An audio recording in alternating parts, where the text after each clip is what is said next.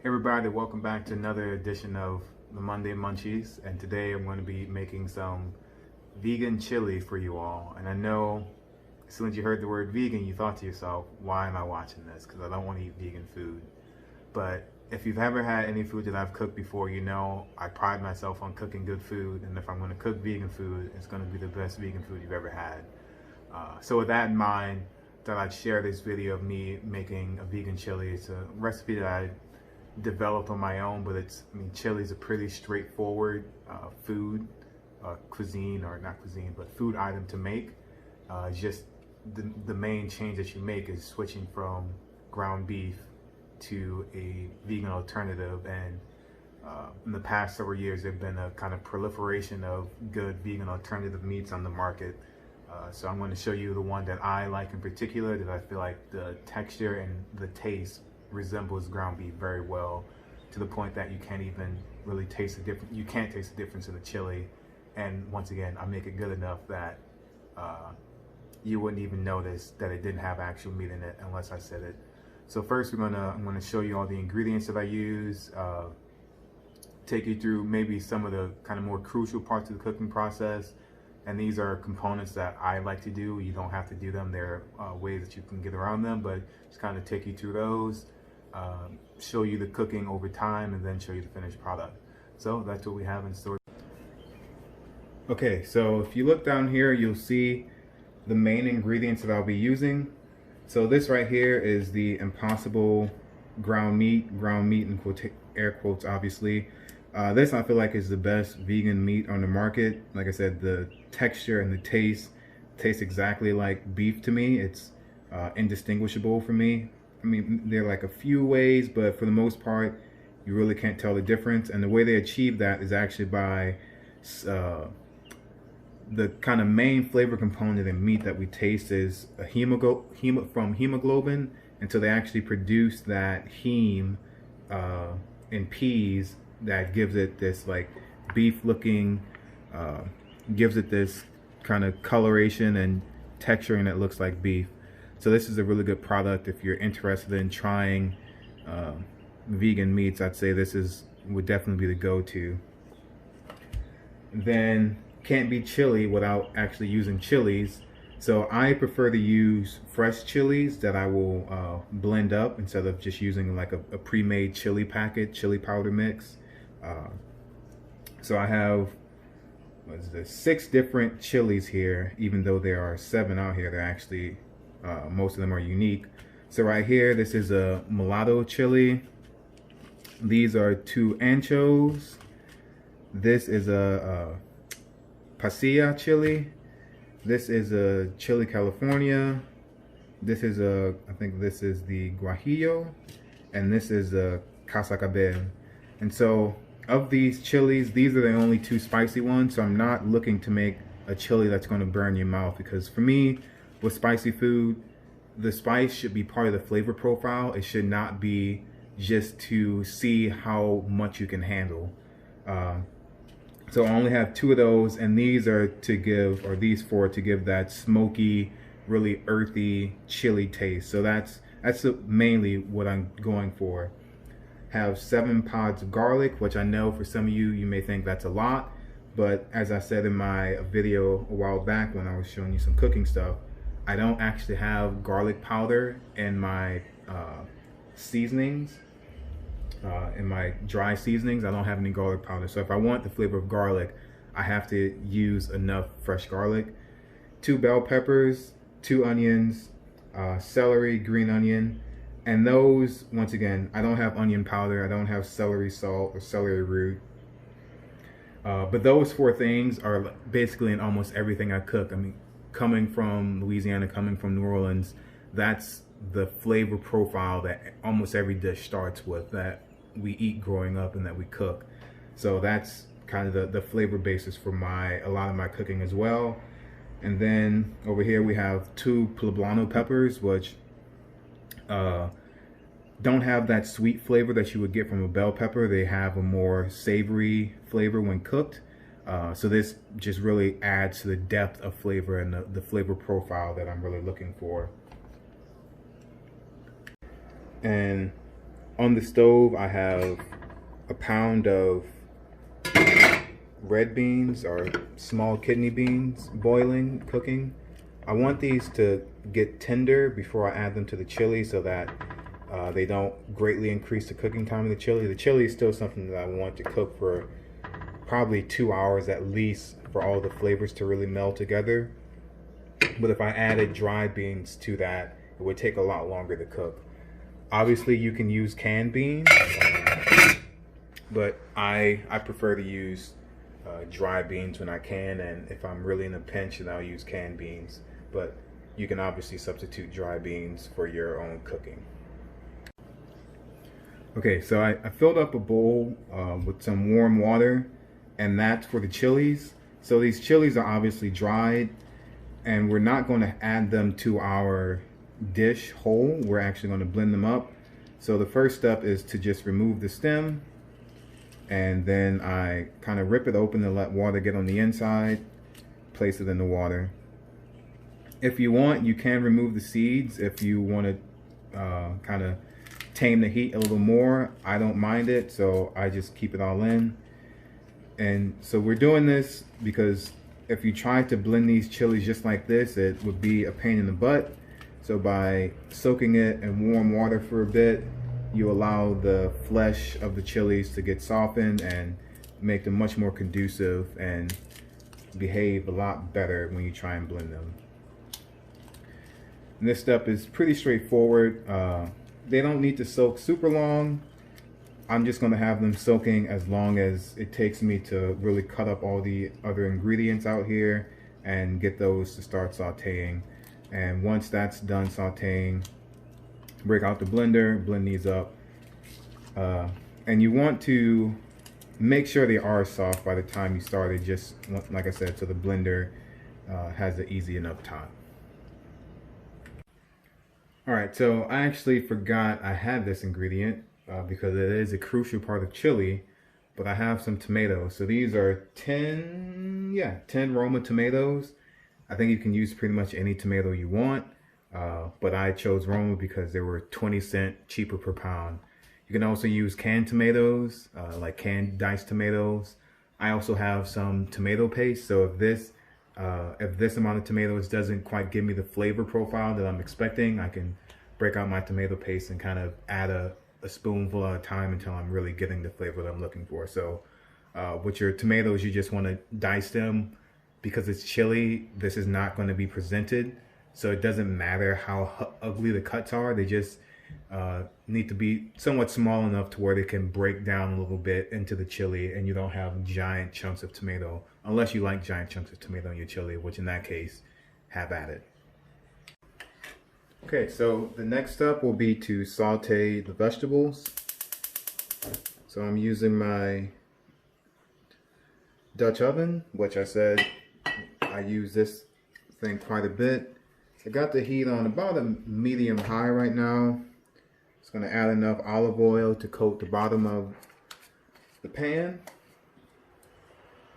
And anytime I'm trying to saute and simmer and reduce vegetables, I use salt. Use a generous amount of salt because the salt will also add flavor to the chili. So don't be afraid to add some salt. Obviously, you don't want to go putting cupfuls of salt. So, I mean, start off lightly if you're new to cooking or if you're not super comfortable. But salt is good when you're simmering and reducing things because the salt helps to draw out the water. The water will evaporate quickly, which reduces the cook time of your vegetables. So I'm going to check on my beans real quick while I'm over here just to see how they're coming along. You all can't see it in the shot, but they're definitely getting pretty cooked all the way through at this point. So I'm going to add my vegetables. And I know it looks like a whole lot to be adding, and quite frankly it is a lot. And once again, I have to use this much because I refuse to use certain seasonings like onion powder, garlic powder. And I know that seems like very silly because we made like scientific and technological advancements in order to have those type of things, but I like doing it this way because it once again cuts back on waste. I don't have to buy bottles of garlic powder. I can just buy an onion or garlic and just do it from there. And I also just don't mind. So this is going to cook down quite a bit to be much less than what you see in the pot currently. So I'll bring you all back once we're ready to move to the next step.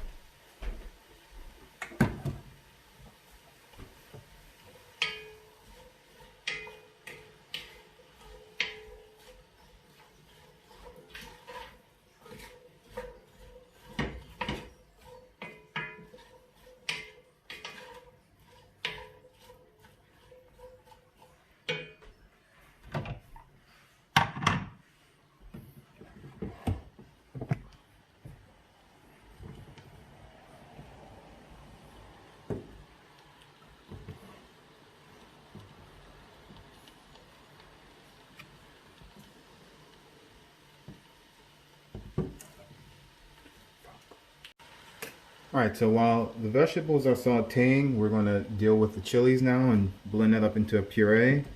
So you all saw how the chilies looked earlier. They were rather stiff. But now with this one, you can see it's like very pliable, very floppy. So that's probably after only maybe 15 minutes, very easy to rip, of soaking. So I'm actually just going to pour all of the liquid and the chilies in here so it can be blended. And the blender in particular that I am using is the Vitamix. I think it's the A3500. We got this because we started to eat a lot of smoothies. Can use it for a variety of things. We made homemade hummus last week that was really good actually.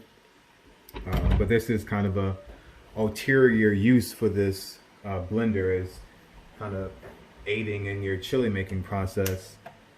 So this might be kind of loud, so fair warning to you that you might want to reduce your volume right about now. So I'm going to blend this. I'm going to manually adjust the speed until everything looks broken up. So here we go.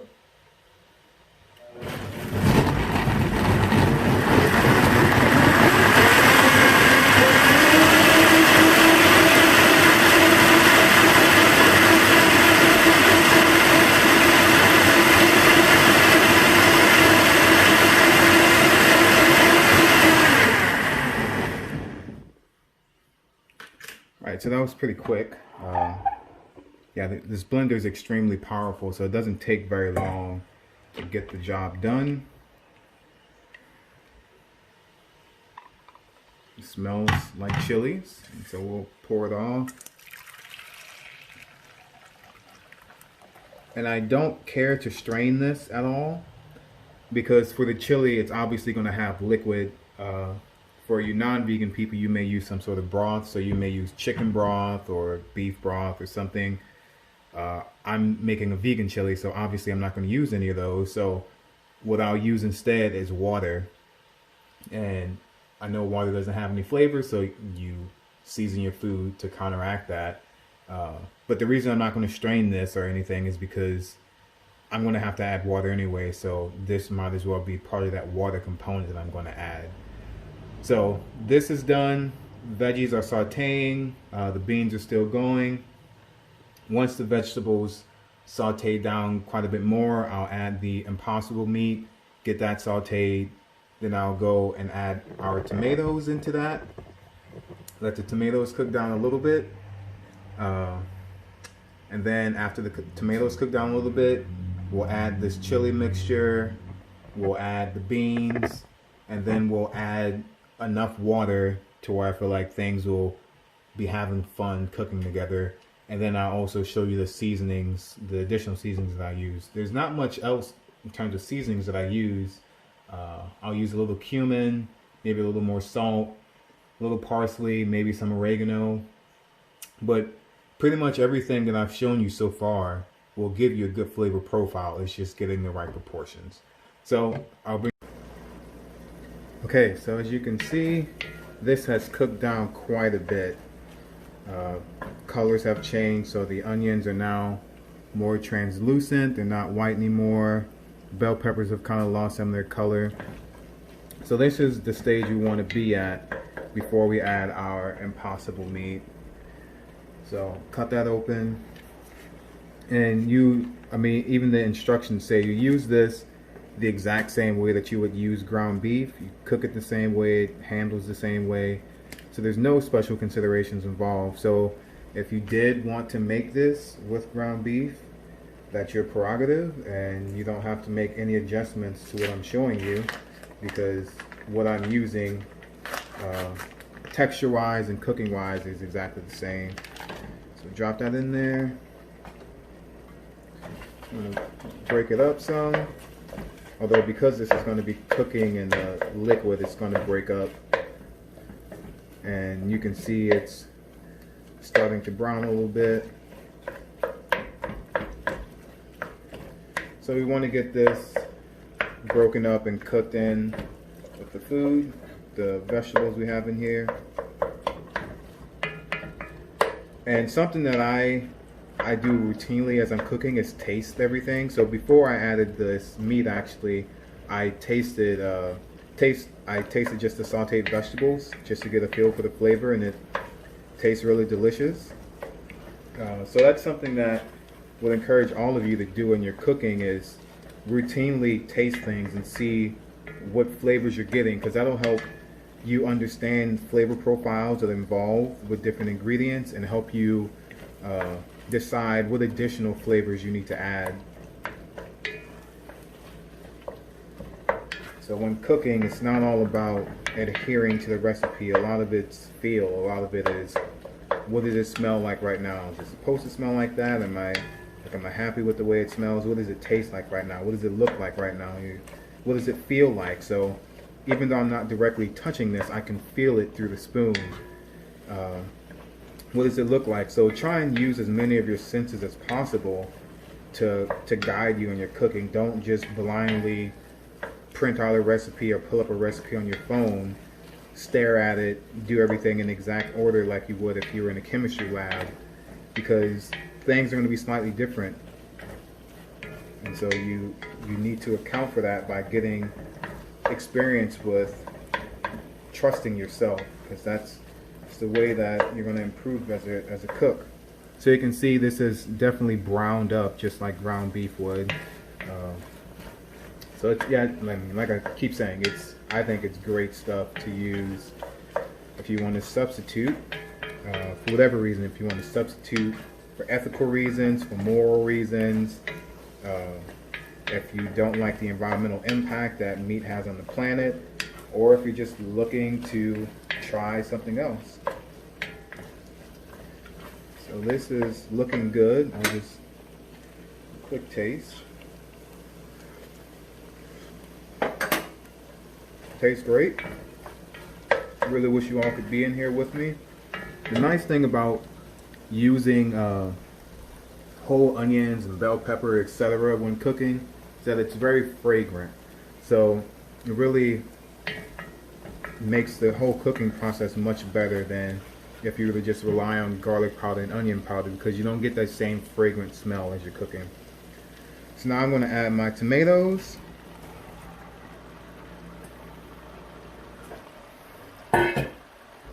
And we're going to let these cook down a little bit, get some of that moisture out. This is quite a bit of tomato, maybe too much, but I know how to finesse it. I can make it work. So now I'm going to add some of the additional seasonings. Adjust my heat a little bit. So some of the additional seasonings that I'm going to use are cumin. So got some ground cumin here. Be a little light. Well, I know what I'm doing, so obviously you don't see any measuring devices because I do everything based on feel and eye, which obviously is not very helpful for anyone who's trying to learn this. But I would just say that was about a tablespoon, maybe about half a tablespoon or a tablespoon. Got some smoked paprika that'll add some more kind of savory, smoky kind of umami flavor. So that's about, I'll say, a quarter tablespoon. And I'll add a little bit of parsley.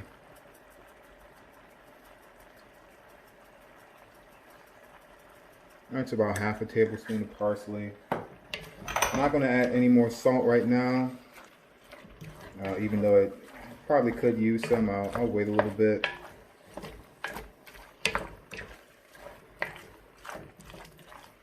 Let the heat flow through here. Let this cook down a little bit. So I'll bring you all back when we have a little more development on this.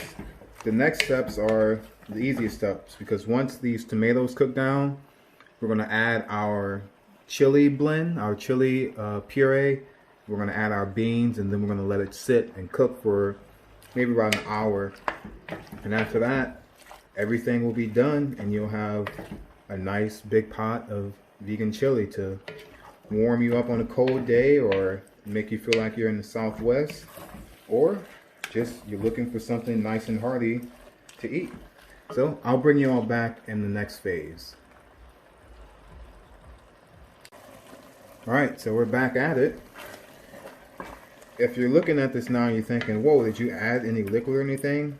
No, I didn't. So something to remember when you're using whole ingredients is that there's water in everything. So the tomatoes have a lot of water in them. So all of this liquid that you see here is just the water that's being released by the tomatoes as they cook.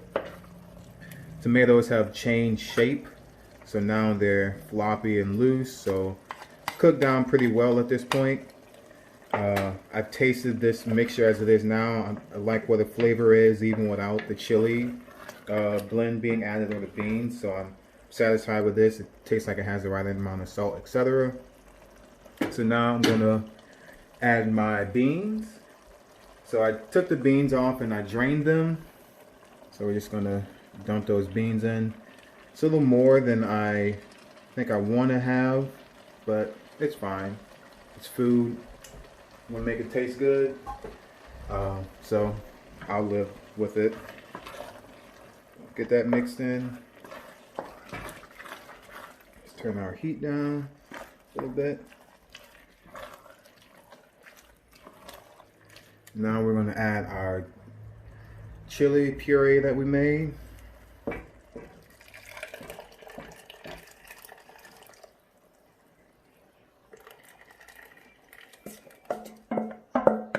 I think that's what's gonna put it over the top for sure.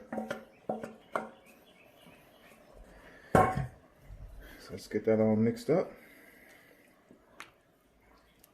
And I mean, you all can see it now, at least in my eyes. In real life, it's looking pretty good. It's looking like chili already. And I'm sure once I taste it, it will taste like chili. The smell is really good. You can smell the chili flavor. So yeah, I think this is turning out pretty good so far. And once again, I haven't added any extra water. So the only liquid that's been involved so far is the liquid from vegetables, so the onions, bell peppers, the tomatoes mainly.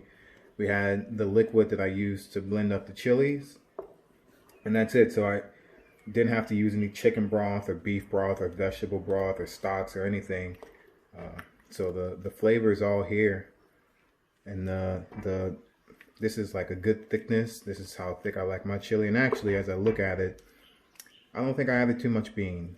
So I'll give it a quick taste, see if I need to add any more salt or change any other flavors. But I think salt would be the primary thing that I'd have to add at this moment.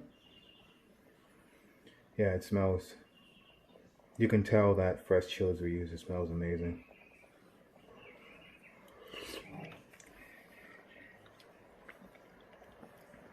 Yeah, I'm loving where the flavor's at. Right amount of chili, so it's not overpowering you with the chili flavor. It's not like the only flavor that you taste. Correct level of spice that we have going on here is just enough to where your mouth tingles a little bit. And the spice, more importantly, I hate it when spice is either like burns your lip or it burns the back of your throat. I like a full mouth feeling. So you get a little tingling on your lips, a little on your tongue, a little at the back of your throat. So the spice flavor is everywhere. Yeah, I think this is really great. And it's, to be honest with you, it's basically done at this point because all the tomatoes are cooked all the way through. The beans, as we said, as I told you, I had those cooking to the side already.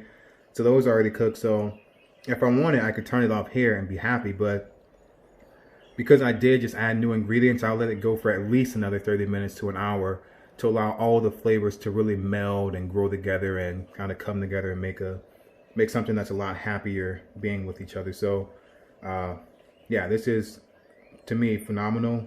I wish you all were here to taste it. But yeah, so I'll stop right here and bring you back whenever I decide to turn it off and let you see what the final product looks like and see if there are any changes that or let you know if there are any changes that I made between now and then. So, see you then.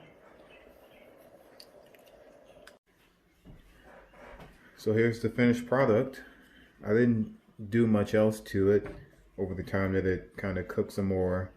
I added a little bit more salt, and I did add a bay leaf. So I added a bay leaf after I added the beans and the, what did I add together last? The beans and the chili sauce. I added the bay leaf, which I forgot to record. So I let it cook for about another hour with the bay leaf and all the ingredients added at the end. Added a little bit more salt. But other than that, yeah, it came out good. So I'll spoon some into a bowl so you can really get a good opportunity to see the consistency. So it's, I think, the right consistency. Not too watery, not too thick. And we have ourselves a bowl of chili. So try it out for yourself. It's a fairly straightforward recipe, nothing that I did. So that's it. It's a fairly straightforward recipe. I hope you can try it out for yourself. I'll have a bite full, even though it's very hot for you on camera.